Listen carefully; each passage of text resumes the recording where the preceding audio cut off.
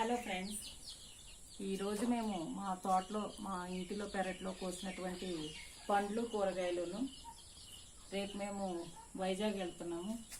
మా పెద్ద తమ్ముడు వాళ్ళకి కొన్ని అందజేస్తాము. మా చిన్న తమ్ముడు వాళ్ళు వచ్చారు ఈరోజు, రేపు వాళ్ళు కూడా వెళ్ళిపోతారు, వాళ్ళకి కూడా అందజేస్తాము.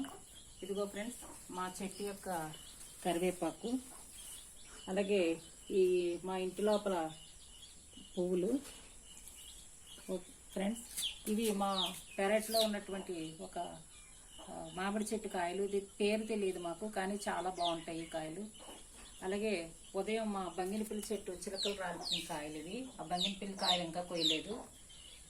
ఇది ముక్కిరిగెల అంటే అమృతపాణి పండిపోయిన చట్నీ, అవి కూర అరటి. ఇవి మా ముసుగు చెట్టు కాయలు పండ్లు ఇంకా ఉన్నాయి. చెట్టు కొన్ని మా బ్రదర్స్కి ఇవ్వడం కోసమని కోసాము. అలాగే ఇవి మా బుడతక్ మామిడికాయలు. ఇవి పండూరి మామిడి కన్నా కూడా చాలా బాగుంటాయి. వీటి ముందు పండూరి మామిడే తక్కువ. అలాగే మా మునగ చెట్టు యొక్క కాడలు.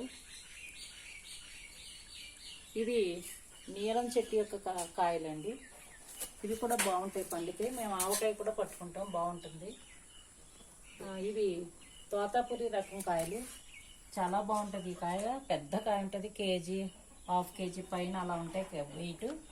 కానీ ఎక్కువ ఎందుకో పుచ్చి పడుతుందండి. దానికి ఏదో మార్గం ఆలోచించాలి. చాలా కాయలు వేస్ట్ అయిపోతున్నాయి. ఈ అనాసకాయలు రెండే పండినాయి. ఇలాగా ఈ గుమ్మడికాయలు ఇంకా ఉన్నాయి అండి.